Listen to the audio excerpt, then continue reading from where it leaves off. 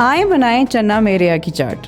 Sorry, मेरा मतलब था चना चाट। ये चना चाट नॉर्मल वाली से थोड़ी डिफरेंट है क्योंकि ये चाट चूल्हे पे पकती है। इस गरम चना चाट के लिए सबसे पहले आपने लेने हैं ऑब्वियसली चने।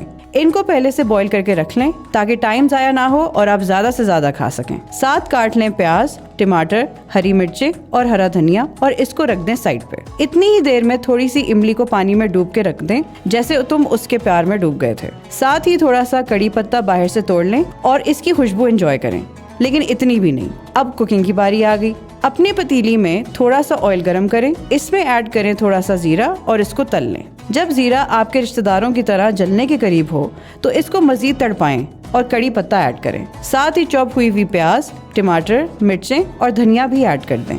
जब आपको लगे कि ये सब आपस में घुल मिल गए हैं तो इमली का पेस्ट ऐड कर दें। इसमें थोड़ा सा अम्मी के हाथ का चाट मसाला ऐड करें और वाह करें। अब आ गई चनों की बारी। जब ये मिक्सचर रेडी हो जाए और इसका कलर चेंज हो जाए तो ऐड करें चने और थोड़ा सा हल्की आंच पे पकने छोड़ दें। 5 मिनट्स किसी और काम में बिजी रहें, लेकिन इतना भी नहीं कि चने जल ही जाएं।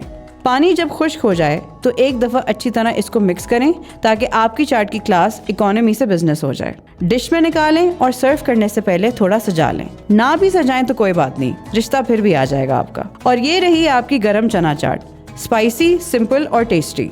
एंजॉय करें और हमें भी बताएं कि आपको ये रमजान सीरीज कैसी लगी। वी फूड के साथ मैं हूं दो आपसार। मिलते हैं अगली एपिसोड मजीद अच्छी रेसिपीज के साथ।